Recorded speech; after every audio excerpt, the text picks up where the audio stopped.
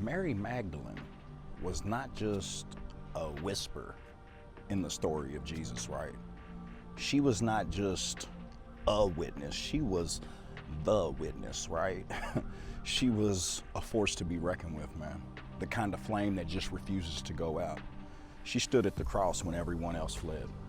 She went back to the tomb when all hope looked like it was dead.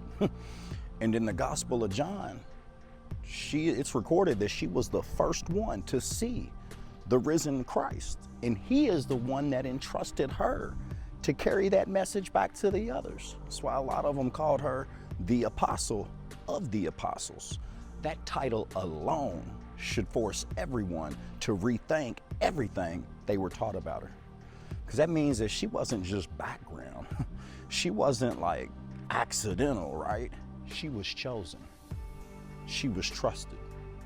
She was positioned at the very center of the most important moment in the entire narrative. And yet, history did something strange, almost surgical. It slowly reshaped her image until the strength of her story became something else entirely. The New Testament never called her a prostitute. And yet, centuries later, that idea was layered onto her identity, conflated through tradition until the woman who carried the resurrection news became defined by a borrowed accusation. And that forces you to have to ask, why take a woman who stood the closest to the miracle, the closest to the truth, the closest to the moment that changed everything, and decide that what people should remember most is not her witness, not her loyalty, not her role as the first messenger, but a stain that isn't even originally attached to her story?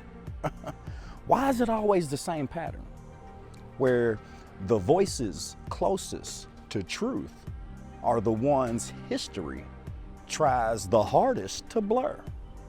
Why does the strength in a woman so often get rewritten into weakness?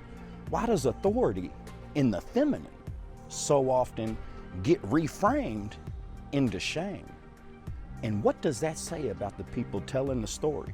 That they felt the need to make her smaller in order to make everything else make sense.